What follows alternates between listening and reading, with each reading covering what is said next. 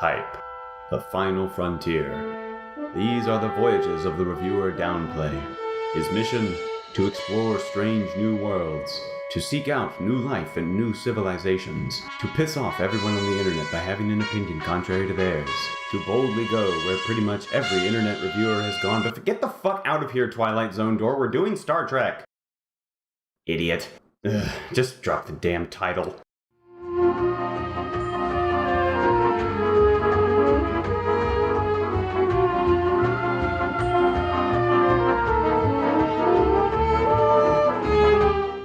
Okay, right out of the gate, let's start off by doing what the majority of No Man's Sky's fanbase didn't do, and be realistic for a minute. Hype as a concept is just a fancy way to say that somebody is being emotionally manipulated. I don't doubt for a picosecond that the devs at Hello Games love their jobs and put the utmost care into No Man's Sky. In the same way, I wholly believe that every droplet of pre-release marketing for the game was pressed and stamped with as much pizzazz as humanly possible to make their otherwise unimpressive sandbox exploration craftathon seem as landmark and mind-bogglingly revolutionary as I can confidently assure you that it is not. But hey, it worked on some people, and when they weren't sending death threats to news outlets like a bunch of fucking cretinous children, they were finding new and innovative ways to act like a bunch of fucking cretinous children. So yeah, No Man's Sky doesn't live up to the collective expectation, but what did you expect? It had the media attention of a fucking celebrity wedding. It could have dispensed golden-wrapped Reese's peanut butter cups from every port on my computer, and it still wouldn't have lived up to expectations. I wonder what could be the cause of such a widespread outburst of misfortune. It's almost as if people were setting their expectations unrealistically high.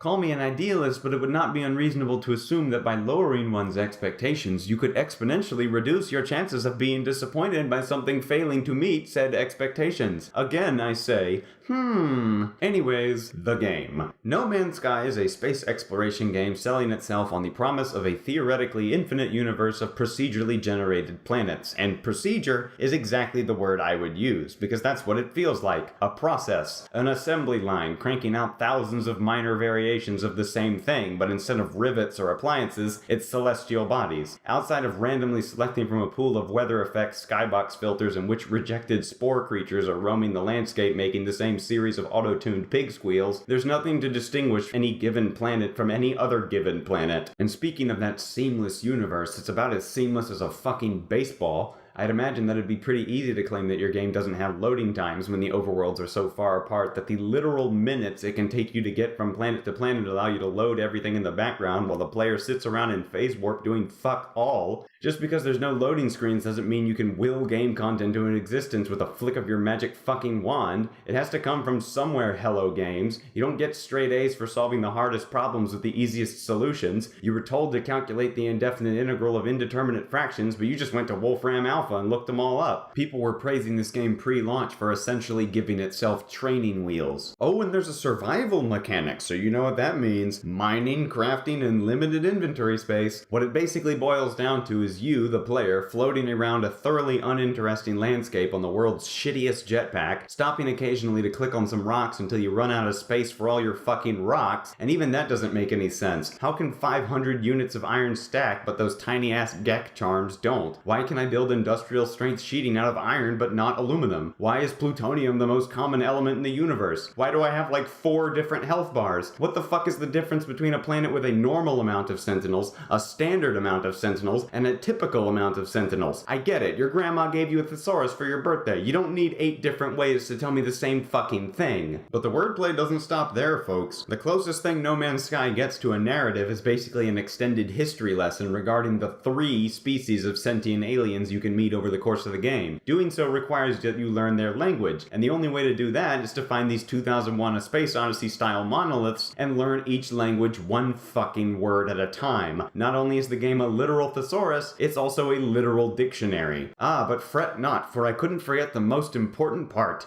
the abysmal state of the PC launch. Coming off the butt end of a 3-day delay, PC players of No Man's Sky were rewarded for their patience with a Chinese earthquake of a game. I was one of the lucky ones. Many acquaintances of mine were met with a completely unplayable piece of software. For the rest of us, constant frame rate dips and pop-in worthy of Babby's first Unity engine game, worthy of only the toxic waste dumps of Steam Greenlight, littered the environment experiment and turned a supposedly beautiful game into a sputtering, visually appalling trash fire. Despite all of that, I found No Man's Sky surprisingly compelling. The immediate advantage it has over its peers is that space is kind of inherently fucking awesome. I'm one of those guys who never stopped being in love with space, and if I don't see a lunar or Martian colonization somewhere on the horizon before my time is up, I will die an unhappy man. If I could go back in time and change one thing, I'd stop 9/11 not to prevent the war on terrorism, but to keep the NASA budget from getting shafted by the DoD. So as it stands, No Man's Sky is pretty much the closest I can get, so going from planet to planet naming all of them variations of the word Denmark gave me an almost erotic sense of accomplishment. I guess I'll chalk it up to the mountain climbing philosophy. By the time humanity had mustered the ability to climb all the mountains it wanted, we already knew we weren't going to find Shangri-La or the abominable snowman. We already knew it was just going to be a bunch of snow-covered rocks, so what was the point? Because it was there. Yeah, I know the next planet is just going to be covered in cinnamon and truffle trees, but it's a fucking planet, dude! It's like the scene in The Martian where Matt Damon basically comes because he figures out he's technically a space pirate. The game kinda sucks, but the feeling